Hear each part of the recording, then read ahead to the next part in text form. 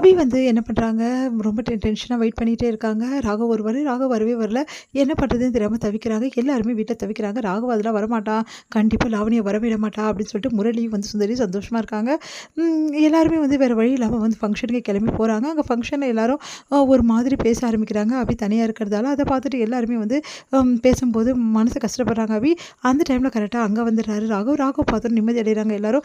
"ஏன்டா late office meeting முடிய late ஆயிடுச்சும்மா. வேற ஒண்ணும் இல்ல" அப்படின்றாரு.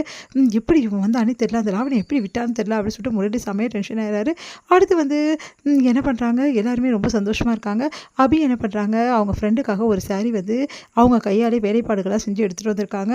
அத வந்து அவங்க ஃப்ரெண்டுக்கு வந்து பிரசன்ட் பண்றாங்க. "இந்த சாரி நீ கட்டிக்கோ. உனக்காக தான் நான் இதெல்லாம் நெறைய வந்து வேலைப்பாடுகள்லாம் செஞ்சு எடுத்துட்டு வந்திருக்கேன்" அப்படின்னு சொல்லிட்டு குடுக்குறாங்க. அவங்களும் ஆசையா கட்டிக்கிறாங்க. இங்க வந்து என்ன பண்றாங்க, முரளியும் சுந்தரியும் சேர்ந்து இந்த பிளான வந்து வேற மாதிரி பண்ணணும். இந்த சாரிய வந்து கட்ட விடக்கூடாது அப்படின்னு சொல்லிட்டு என்ன பண்றாங்க, இந்த மாரி அபிய பத்தி ரொம்ப ராசி இல்லாத பொண்ணு அப்படின்னு சொல்லிட்டு பின்னாடி பத்தி பேசிடுறாங்க. அவங்க அம்மாவும் இது எல்லாத்தையும் கேட்டுட்டு இவங்க வந்து ராசி இல்லாத இந்த அபி கொடுத்த சாரிய கட்டக்கூடாது அப்படின்னு சொல்லிட்டு எல்லார் முன்னாடியும் சொல்றாங்க. அத கேட்டுட்டு செமையா டென்ஷன் ஆயிடுறாரு நம்ம ராகவ். "அபி ராசி இல்லாதவளா? அவள பத்தி இப்படி பேசுறதுக்கு உங்களுக்குலாம் அருகதையே கிடையாது. அவ என்னோட மனைவி. அவ எப்பவுமே ராசியானவ தான். இதுவரைக்கும் எனக்கு அவள் ராசியா தான் இருந்திருக்கா. எப்பவுமே ராசியா இருப்பா" அப்படின்ற மாரி பேசுறாரு. "நீங்க மன்னிப்பு கேளுங்க" அப்படின்றாங்க. எல்லாருமே மன்னிப்பு கேட்க சொன்னது அவங்களும் மன்னிப்பு கேட்குறாங்க. சாரிம்மான்றாங்க. உடனே சந்தோஷம் தாங்க முடியல அபிக்கு. அப்படியே வந்து அபி ராகவ கட்டிக்கிறாங்க. தேங்க்ஸுங்க அப்படின்றாங்க. இன்னைக்கு வந்து என்னோட மரியாதைய நீங்க காப்பாத்திட்டீங்க. ஒரு புருஷனா இருந்தா பொண்டாட்டியோட மரியாதை காப்பாத்தணும். அந்த விஷயத்த நீங்க பண்ணிட்டீங்க.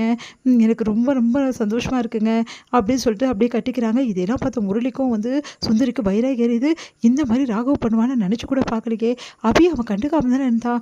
அவன் மேல கோவமா தானே இருந்தான். ஆனா எதுக்காக வந்து இப்படி பெருமையா பேசுறான் அபிய பத்தி அப்படின்னு சொல்லிட்டு டென்ஷன் ஆயிடுறாங்க. இங்க வந்து ராகவ் கிட்ட அபி வந்து தேங்க்ஸ் சொல்றாங்க.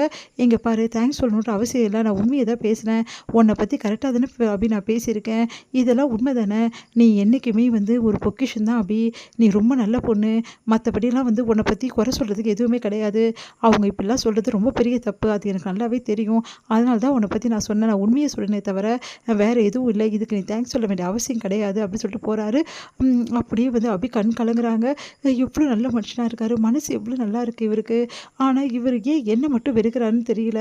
ஆனா இவ்ளோ வந்து நல்ல மனுஷனா இருக்காரு. இதுக்கப்புறம் வந்து இவருக்காக நெறைய உதவிகள் நான் செய்யணும் அப்படின்னு சொல்லிட்டு யோசிக்கிறாங்க. இங்க வந்து முரளி செமையா காண்டா உட்காந்துருக்காரு. சுந்தரி வந்து "ஏன் முரளி இப்படி இருக்க?" அப்படின்னு சொல்லிட்டு கேட்குறாங்க. "பின்ன என்ன, இவங்க 2 பேரும் பிரிக்கிறதுக்கு இவ்ளோ பெரிய விஷயம் நான் பண்ணா, கடைசியில இப்படி சொதப்பிட்டானே அந்த ராகவ். இவங்க 2 பேரும் வந்து இங்க இருக்கவே கூடாது. அவமானப்பட்டு தான் திரும்பணும்னு நெனச்சேன். ஆனா இவங்க 2 பேரும் சந்தோஷமா வீட்டு திரும்புறாங்களே" அப்படின்னு சொல்லி டென்ஷன் ஆயிடுறாங்க. இங்க வந்து பாட்டி என்ன பண்றாங்க, நம்ம ராகவ கூப்பிட்டு பாராட்டுறாங்க. "உண்மையிலே ராகவ், இவ்வளோ நாள் உன் மேல நான் கோவமா தானே இருந்தேன். ஆமாடா நானும் கோவமா தான் இருந்தேன்" அப்படி சொல்லிட்டு அஞ்சலி சொல்றாங்க. "ஆனா இன்னைக்கு ஒரு விஷயம் நடந்தது பாரு. எல்லார் முன்னாடியும் அபிய நீ பெருமைப்படுத்திட்ட. ஒரு பொண்டாட்டிய வந்து புருஷன் வந்து எந்த அளவு வந்து புரிஞ்சு வச்சுக்கிறோமோ, அந்த அளவு நீ புரிஞ்சு வச்சுட்டுருக்க. இந்த விஷயம்லாம் தெரியாம நான் தான் உங்க மேல கோவப்பட்டுட்டோம் நாங்க தான். எங்கள மன்னிச்சுடுப்பா" அப்படின்றாங்க பாட்டி. "என்ன பாட்டி, வேற என்ன சொல்றதுன்னே தெரியல. இவ்வளோ நாள் நீங்க 2 பேரும் கண்டிப்பா வாழ மாட்டீங்கன்னு தான் நான் நெனச்சேன்.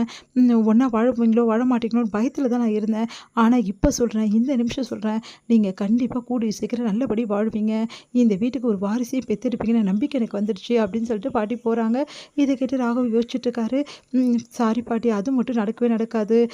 ஏன்னா வந்து அபி நல்லவ தான். ஆனா வந்து என் அக்காக்கு அவ பண்ண துரோகத்த மட்டும் என்னால மறக்க முடியாது பாட்டி. அந்த விஷயத்தால தான் இப்ப வரைக்கும் அபிய நான் தள்ளி நிக்கிறேன். இனிமேட்டும் வந்து அவள நான் தள்ளி தான் வச்சிருப்பேன். அவள நான் புரிஞ்சுக்கிட்டேன். அவள ஒரு ஃப்ரெண்டா வேணா என்னால ஏத்துக்க முடியும். ஆனா எக்காரணத்த கொண்டு பொண்டாட்டிய என்னால ஏத்துக்க முடியாது. என்ன மன்னிச்சிடுங்க பாட்டி" அப்படி சொல்லிட்டு மனசுலயே வந்து சொல்றாரு. இங்க வந்து அபி சந்தோஷமா இருக்கிறத பார்த்துட்டு கிண்டல் பண்றாங்க. நம்ம அனு, "என்ன அபி ரொம்ப சந்தோஷமா இருக்க? ராகவ் வந்து உன்ன ரொம்ப பெருமைப்படுத்துறாரு. நான் கூட நினைச்சே பார்க்கல அனு. ராகவ் இப்படிலாம் வந்து பேசுவாருன்னு சொல்லிட்டு. அந்த டைம்ல பேசும்போது எனக்கு ஒண்ணுமே புரியல. எல்லாரும் எனக்கு எவ்வளோ பெருமையா நடிச்சாங்க தெரியுமா? உண்மையிலேயே ராகவ பத்தி நானும் புரிஞ்சுக்க வேண்டியது நெறைய இருக்கு. அவர் உன்கிட்ட நடந்துக்கிறது எனக்கு கொஞ்சம் கூட பிடிக்கல. ஆகாஷ் கிட்ட கூட நான் சொல்லிட்டு இருந்தேன்.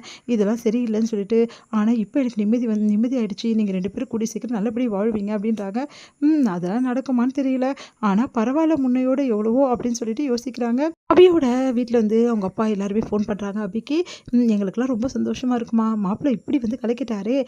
உண்மையிலேயே ராகவ தம்பி உன்ன புரிஞ்சு வச்சிருக்காரு. எங்களுக்கு இது போதும். உன் வாழ்க்கை என்ன ஆகுமோ நாங்க பயந்துட்டு இருந்தோம்" அப்படின்னு சொல்லிட்டு அவங்களும் வந்து ரொம்ப பெருமையா பேசிட்டு இருக்காங்க. ராகவ பத்தி சந்தோஷப்படுறாங்க அபி.